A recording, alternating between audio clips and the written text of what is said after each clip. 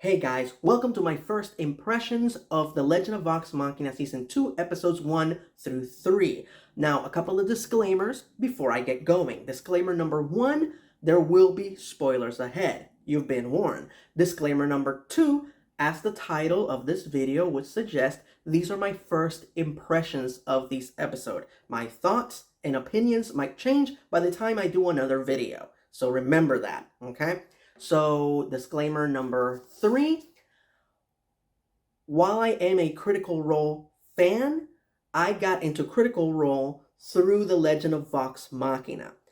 And while I have seen all of the Campaign 1 episodes that takes place before the Briarwood arc, and I have seen all the Campaign 1 episodes that take place during the Briarwood arc, I have not seen any of the Campaign 1 episodes that take place during the Chroma Conclave arc, which is the arc that is covered through this season. For that reason, there's a lot of things that I might say in this video, a lot of things that I might complain about, a lot of stuff that I might point out that have already been explained and expanded upon in Campaign 1. Now, why haven't I seen the corresponding episodes of Campaign 1, outside of the fact that they are all, between 3 to 5 hours long? I haven't seen them because I wanted to watch this season the same way I watched Season 1. I had never seen Critical Role before. I went into The Legend of Vox Machina with fresh eyes, and as you can see, loved it. So I wanted to watch this season the exact same way. Yes, I will watch the corresponding episodes of Campaign 1 after this season is over, okay? And last but not least, I am saying this because I guess a lot of people are still unaware of it, but I keep hearing people still complain about how and criticize how they don't believe that they will be able to cram the entire Chroma Conclave arc into this one season, into these 12 episodes of Season 2. Well, I guess those people missed the Legend of Vox Machina panel at New York Comic Con, because there, not only did they announce that Legend of Vox Machina has been renewed for Season 3, but the Chroma Conclave arc will be spread out throughout Seasons 2 and 3 of The Legend of Vox Machina. So there you go. 24 episodes to cover the entire arc. So please stop bitching or theorizing about how they're going to do this. They already figured it out. All right, so without further ado, let's jump into Episode 1 of Season 2, The Rise of the Chroma Conclave. So Bruce Campbell has a saying, and it goes like this: you have to start big and end big, and holy shit that they start big, with the Chroma Conclave attacking Taldore and just decimating the city in minutes. One of the coolest, most badass sequences I've seen on any animated show or any animated movie that I've ever seen. Amazing stuff. Before I go any further, I just have to compliment the casting behind the Chroma Conclave. Last season, we met Brimscythe, the blue dragon that shot lightning out of his mouth, played by David freaking Tennant. And this season, we're meeting the rest of the Chroma Conclave, their leader, Thordak. Sorry, I have to read this to remember. A fire-breathing dragon, played by Lance Reddick. Then Rayshawn, the dragon that spits poison mist, played by Cree freaking Summer. Awesome casting. And the final two dragons in the Chroma Conclave, Umbrasyl, who's the one that spits acid, played of course by Matt Mercer, who hopefully will play a villain in one of the big bads in every season of The Legend of Vox Machina. And the final member of the Chroma Conclave, Vorugal, who's the dragon who spits ice, played by Liam O'Brien. He is playing dual roles this season, which is awesome. For those of you who don't know, he also plays Vasselheim. Just an amazing, badass sequence that'll kick you right in the nuts. I mean, it'll get your freaking attention right out of the gate. If you thought Vox Machina's biggest challenges were behind them, you were freaking wrong. Just Matt Mercer pulling the carpet out from under our feet. There's a saying in writing that your hero must bleed before he or she succeeds. And by all accounts, most critters agree that the Chroma Conclave Arc is the Empire Strikes Back of Critical Role. That our heroes are going to get spanked this season hard. A lot of people say that it's the darkest arc of Critical Role, which is hard to believe after experiencing the Briarwood arc, where the Briarwoods held children hostage and tortured them, and then killed some other children and hung them from a tree. Darker than that? Well, we will see. I guess I'm going to have to brace myself even further. Just these first 3 episodes were so freaking hard-hitting. Our heroes were put in their place. They learn that they're going to really seriously have to level up if they're going to get through this. As per usual, because this is an animated series and they have to streamline things so they can fit all the major plot points of the campaign into the cartoon, our heroes grab a bunch of magical items that will be really important in the story. They quickly all grab them from the ruins of Gilmore's Glorious Goods. Items like Vex's magic broom, and of course the Belt of Dorbenkind, which I will talk about more in just a few minutes. Stuff, a lot of people complain about this, but I would rather them, streamline it and do stuff like this in a quick flow, and you can go back later and rewatch it and, oh, that's where he got the belt, oh, that's where she got the broom. Then do a whole episode where they go shopping, which is what you got in the campaign. So yeah, I hear the complaints for those of you hardcore critters who believe that the campaign is sacred, but from my point of view as an animation fan, I was completely fine with that. Then we get a great moment where the heroes have no other option but to flee. They flee to Whitestone, and they're like, all right, what's our next move? How are we going to stop these dragons? And my favorite character, Scanlan, as the realist, points out that, hey, we're not superheroes. We're just a bunch of douchey mercenaries who got lucky. We killed a dragon. We killed a couple of vampires. We saved our friend from demonic possession. But all those occasions, we got pretty lucky. Everything worked in our favor. Why is this up to us? And it's that pivotal moment in the hero's journey where the hero has to make the decision to cross the threshold.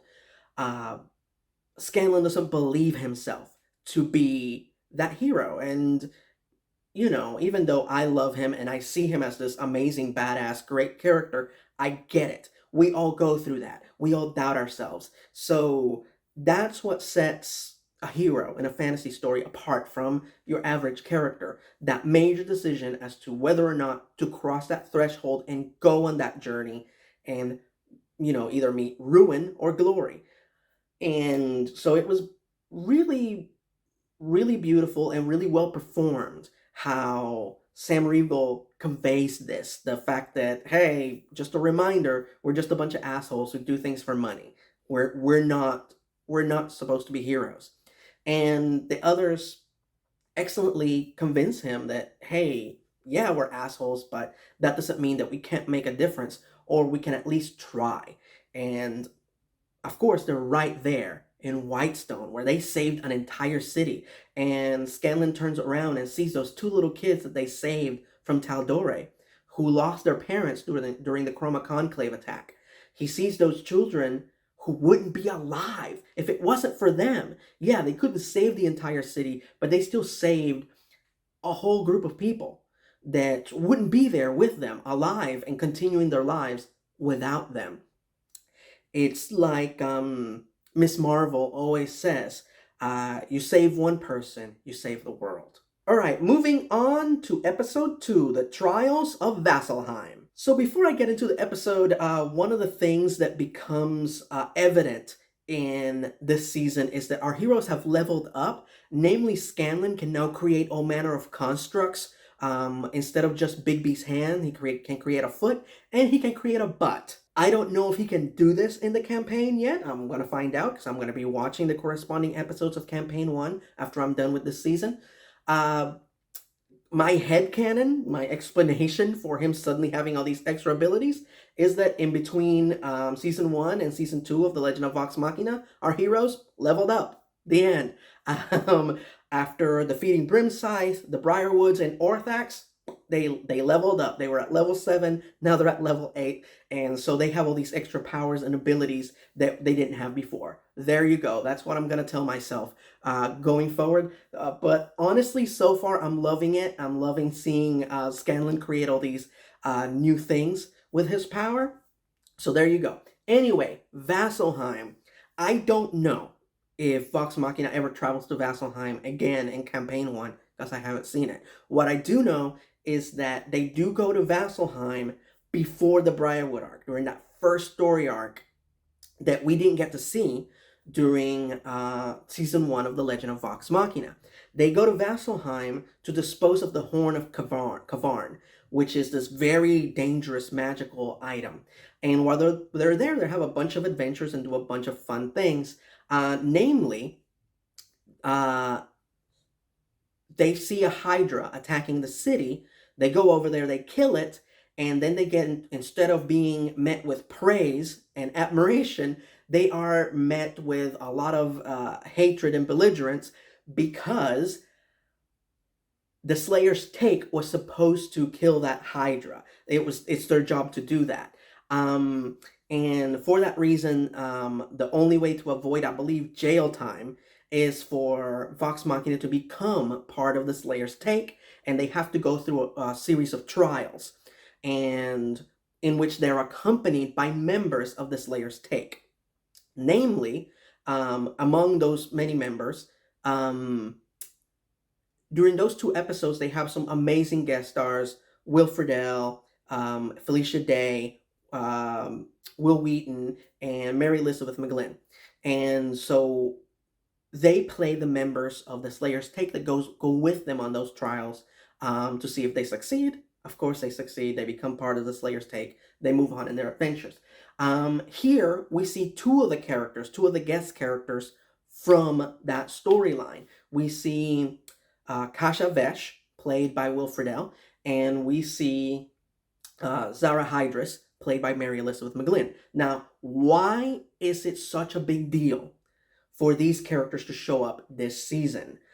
Because they are the first characters outside of the main cast of Critical Role to be played by actors who also played them in the campaign. Cash and Zara were characters that Will Friedle and Mary Elizabeth McGlynn created themselves for Campaign 1 of Critical Role, and now they're getting to play them in animated form, characters that they created themselves to be guest stars. Also, fun fact, when Will Friedle and Mary Elizabeth McGlynn played those characters on Campaign 1, that was the first time they were playing Dungeons and Dragons. We saw it live on a stream, okay?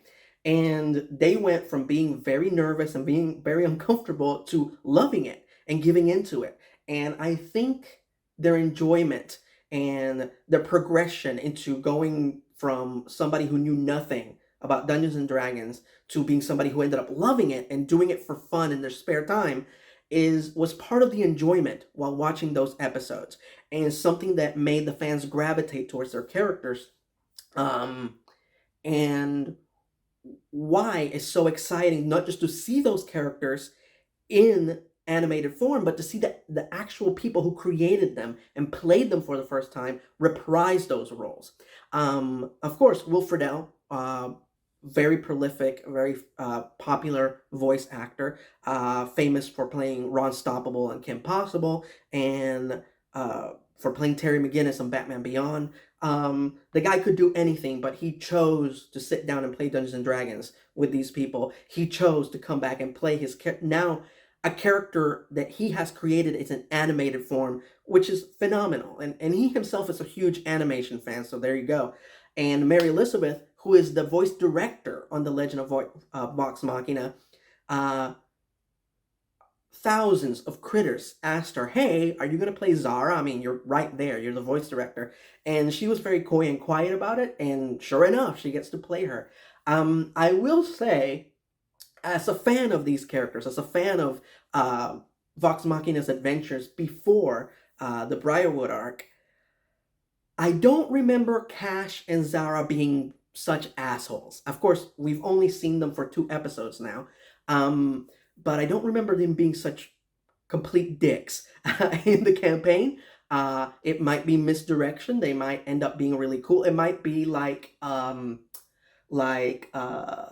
romantic comedy, like a rom-com, where first you hate the character and then you're like, oh, okay, well, they're not so bad, and then you get to love them. Might be a little bit of reverse psychology there. But yeah, I hope they don't remain unlikable for the rest of their tenure in the cartoon, at least. But so far, they just seem like the biggest assholes ever.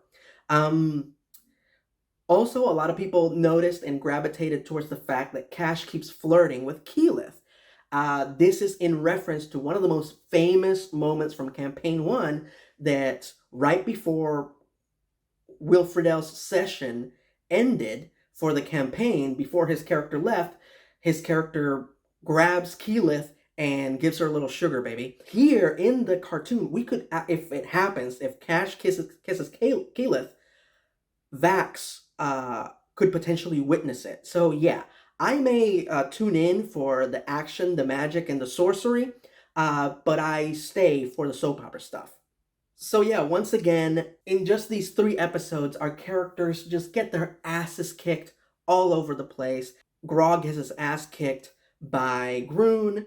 The rest of the group get bullied by the Slayer's take, and then they get they take an emotional ass kicking from the Sphinx, played by Alana Ubach, best known as Josie from Beekman's World. So glad she's still working. Big fan of Beekman's World when I was a kid. Had a little bit of a crush on Josie. So glad she's still out there, and my God, what a great performance. But after taking that emotional ass kicking, they get some exposition from the Sphinx, so it's all good. And of course, the biggest highlight of this second episode was an appearance by the second most popular NPC of Campaign 1. He's only second to Sean Gilmore, and that NPC is Victor, the black powder dealer. Played beautifully by Matt Mercer. I have to stop here and just compliment. I don't think Matt Mercer gets enough compliments. I think he gets a lot of compliments for his appearance because he's one of the handsomest men I've ever seen. But he never gets enough compliments for being one of the most natural storytellers of all time. He can just sit there in a chair like you're watching me and tell you a story and just suck you in with his voice and his mannerisms. Just brilliant storyteller. But on top of that, one of the greatest character actors of our time. I'm just going to say it, okay? He doesn't have enough accolades and awards for this. Just a fantastic, incredible, impressive character actor who can just jump into a character at any given notice. And one of those examples is Victor. The episode that Victor appears in, not one of the most exciting episodes of the campaign. The characters are, again, shopping, running errands. And Percy just goes, oh, they're selling black powder here. And he just goes in, and there's nothing else to that scene other than Percy going in and buying black powder. But Matt, playing Victor, made it one of the most, if not the most, entertaining scenes of that episode of Critical Role. So much so that when Percy walked out of the black powder shop, the rest of the cast members is like, we need an excuse to go back there again. And I hope this is not the last time we see Victor. He's so freaking funny. He's such a cool trademark character. So I hope he shows up several times, not just throughout the rest of the season, but throughout the rest of the show. Love Victor. But the point, because this is a cartoon and every scene has to have a point, the point of the scene is that Anna Ripley is still on the loose. You know, one of the people, the one person from Percy's original revenge list who did not get taken out. I like the idea of Anna Ripley being used in the same manner as the shark from Jaws, where you don't know when she's gonna pop out of the water, but you know sooner or later she will.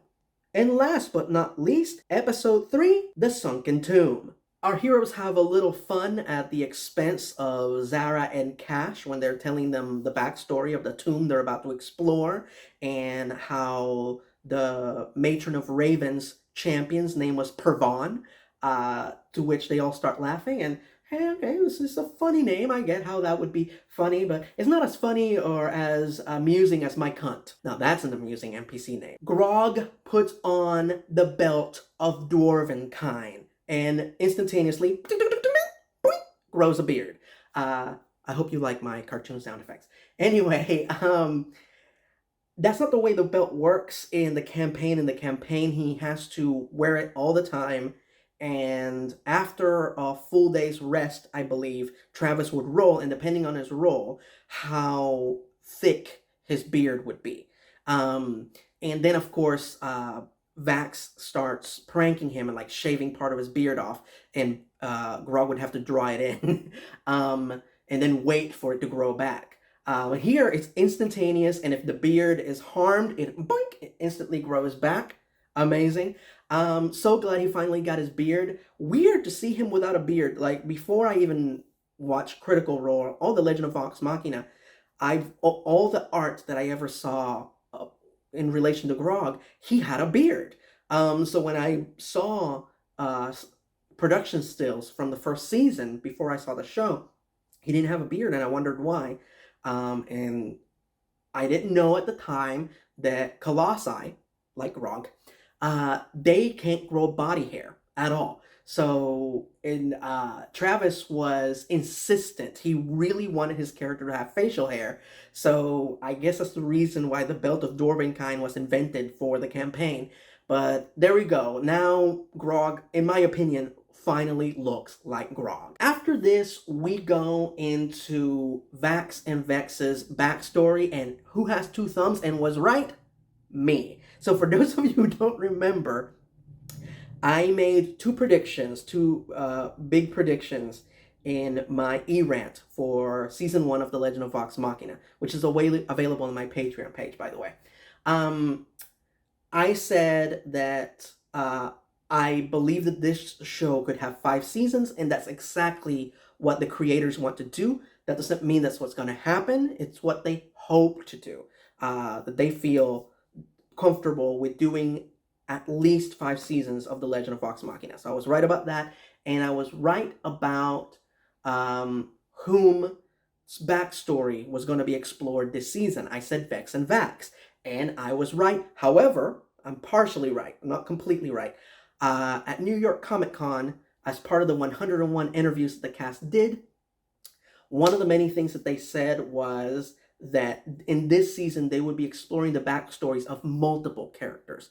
It's just they're exploring Vex and Vax first, okay? So I was partially right. So I don't get 2 thumbs, I get 1 thumb. So there you go. So as far as Vex and Vax's backstory, for the sake of those of you who don't know, Vex and Vax are half-elves, meaning they have a human mother and an elven father.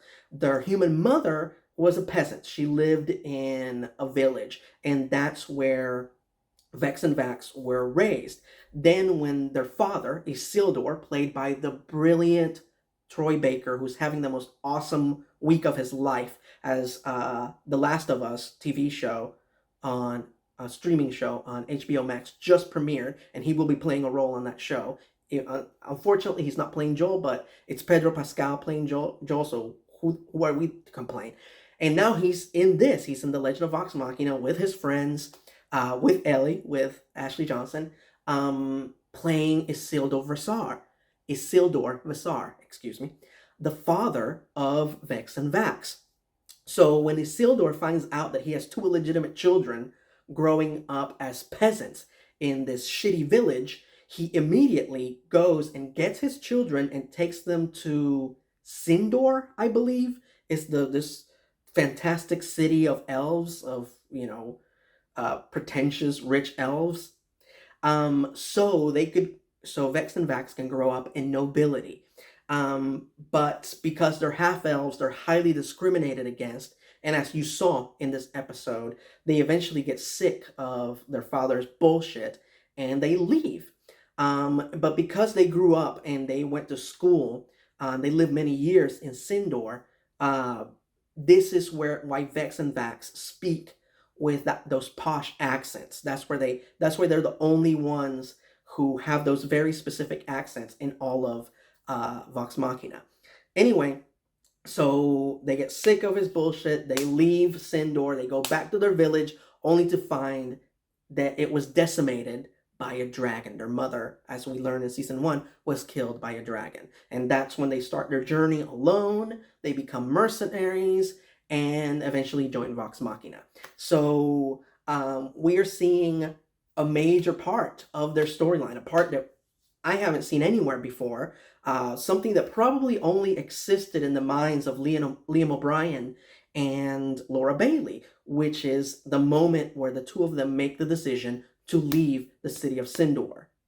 Hold on, let me check if I'm saying the name of this. Singorn. I'm so sorry. The city of Singorn. Sorry, a lot of weird, goofy, medieval fantasy names that Matt Mercer made up. I can't get them all right. My apologies to all you super hardcore critters. Anyway, so we're treated to that moment. Of course, this enjoyment is cut short as our heroes go into the tomb, go through a few traps, Indiana Jones style. They fight some, hold on, let me look up the name so I don't say it wrong, so the hardcore D&D gamers don't bite my head off. Adaro. There we go. Those are the fish people. They're Adaro. All right, there we go. I got the name right. Again, bear with me. I'm not super hardcore into Dungeons and Dragons. They fight some Adaro, and then, of course, we get the moment when Percy springs a trap and Vex is accidentally killed. This will lead to a major, major pivotal moment that has been hinted at throughout these first 3 episodes, which is the bargain that Vex makes with the Raven Queen. Yes, even though I haven't seen the corresponding episodes of Campaign 1, this is it's such a major and iconic part of Critical Role that I know about it. And if you think things have been dark and heavy in just these 3 episodes, strap yourselves in because it's about to get worse. It will get much, much worse before it gets better. Vox Machina will save the world one day, but they're going to have to walk through hell barefoot to get there. Remember that. So there you go. Those are my thoughts on the first 3 episodes of Legend of Vox Machina Campaign 1. Legend of Vox Machina Season 2. Agree, disagree, feel free to say so in the comment section below. If you like my weird, goofy, fanboy thoughts on TV shows and movies, expressed to you extemporaneously, unscripted, feel free to check out my Patreon page where you can become a patron for just $1 and get a whole manner of bonus videos of me talking about the Marvel shows, the Marvel movies, the DCW shows, all manner of cartoons, just for your enjoyment, giving you my thoughts and humor on all that silly nonsense that we all enjoy. Another 2 more quick announcements. on January 25th, Wednesday, January 25th, on this YouTube channel, I will be releasing my honest review of Gargoyles, something that my fans have been requesting for a decade. Where did the time go? Holy crap. So I will be releasing that on Wednesday. I will learn to speak English one of these days, I promise you. And on Friday, January 27th, of course, will be the next episode in my series of sharing my first impressions on the episodes of Legend of Vox Machina Season 2. I'll see you then. Until that time, please don't fret. It's almost Thursday.